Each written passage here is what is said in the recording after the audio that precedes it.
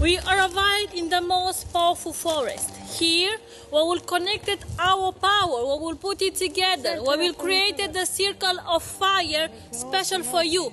Because you are here, your first time in Romania, you will benefit a very strong and powerful ritual for you against negative energy because you are in the land of the spirit, Romania. Amin. May our rituals to change your life in good. Cerul și pământul, focul și apa, să aducă binecuvântarea,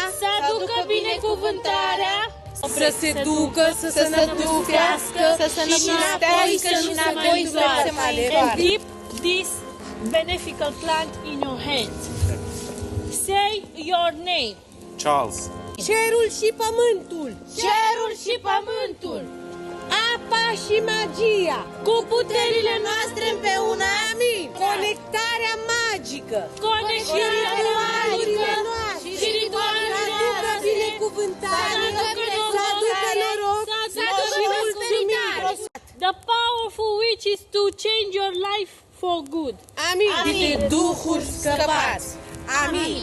Spiritele noastre, cântecele noastre. Amin. Our ritual is ending here, and we will continue the second part of our ritual in the altar.